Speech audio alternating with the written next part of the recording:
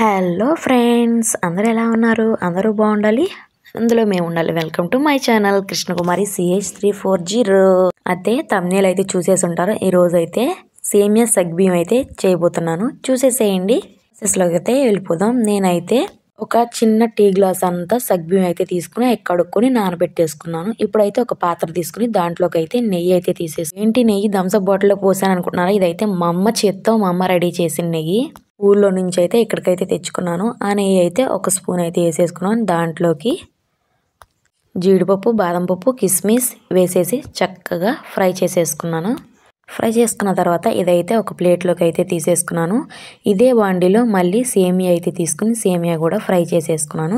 సేమియా అయితే brown colour, కొంచెం బ్రౌన్ కలర్ వచ్చేదాకా అయితే వేపుకోండి. నెయ్యి ఉంది కదా, ఆ నెయ్యిలో అయితే వేపేసుకున్నాను. అవి వేపేసుకున్న తర్వాత అవి కూడా ఒక ప్లేట్లోకి అయితే షిఫ్ట్ చేసేసుకున్నాను. సేమియా పాయసం చేయడం కష్టం అనుకుంటారు, కష్టం ఏం కాదు, చాలా సింపుల్, చాలా ఈజీగా చేయొచ్చు. ఇప్పుడైతే ఒక కళాయి అయితే పెట్టేసుకుని అక్కడ గ్యాస్ వెలిగించుకున్నాను.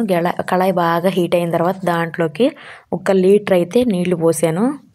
సేమియా ఎంత తీసుకోవాలని డౌట్ రావచ్చు, అది కూడా ఒక 50 గ్రాములు తీసుకోండి చాలు. ఇప్పుడైతే ఈ లీటర్ వాటర్ బాగా మరిగిన తర్వాత, బాగా మరగాలి, బాగా మరిగిన తర్వాత సగ్బియ్యం అయితే వేసేసేయండి.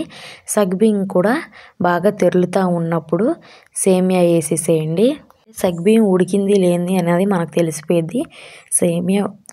సగ్బియ్యం ఉడికిన తర్వాత సేమియా అయితే వేసేసుకోండి. అంతలోపు అయితే మీరైతే పాలు అయితే కాచి పక్కన పెట్టేసుకోండి ఫ్రెండ్స్. పాలు అయితే నేనైతే 1/2 లీటర్ పెట్టి తీసుకున్నాను, ఎందుకంటే నాకు పాలు ఎక్కువ ఉంటే సగ్బియ్యం బాగుండిద్ది. బెల్లం అయితే 350 గ్రాములు అయితే నేను తీసుకున్నాను ఫ్రెండ్స్. నేను బెల్లం తక్కువే తీసుకుంటాను, ఎందుకంటే చిన్నపిల్లలు కదా, అందుకని బెల్లం కానీ పంచదార కానీ తక్కువగా వాడుకుంటాను. మీరు ఎక్కువ వాడుకుంటే, స్వీట్ ఎక్కువ వాడుకుంటే ఎక్కువే వేసుకోండి. ఇలాచీ పౌడర్ అయితే దీనిలో అయితే మిస్ అయింది. మీరు ఇలాచీ పౌడర్ కూడా దగ్గర పెట్టుకుని ఇలాచీ పౌడర్ కూడా వేసుకోండి. కొంచెం సేమియా వేసిన తర్వాత ఒక 10 నిమిషాలు అయితే సిమ్లో పెట్టి ఉడికించుకోండి. సేమియా మొత్తం ఉడికిన తర్వాత అయితే బెల్లం అయితే వేసేసుకోండి. బెల్లం అయితే దంచి వేసుకోండి.